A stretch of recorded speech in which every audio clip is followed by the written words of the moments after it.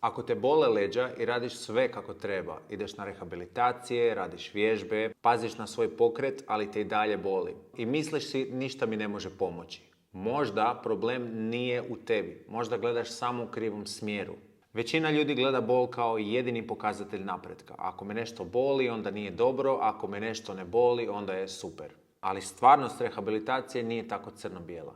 Rehabilitacija je proces prilagodbe, a adaptacija zahtijeva progresiju. Ja osobno koristim RPE skalu, skalu napretka, kako bi klijent znao koliko smije, a koliko ne smije nešto raditi. To je subjektivna skala u kojoj klijent sam procjenjuje koliko mu je nešto teško, a koliko nije, rangirajući od 1 gdje je nešto najmanje i 10 gdje je nešto najviše. Idealno bi bilo u procesu rehabilitacije držati se brojke između 5 do 7. Sve što ide preko toga je vrlo vjerojatno prevelika bol, a sve što je ispod toga vrlo vjerojatno neće izazvati željene adaptacije. I baš nedavno radio sam sa klijentom koji imao kroničnu bol u leđima.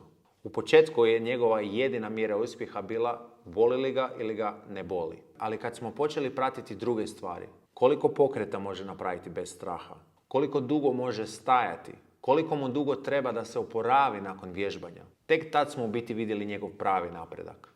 U 4 tjedna što smo radili nije nestala bol, ali je mogao raditi stvari 3 puta duže nego što ih je radio prije.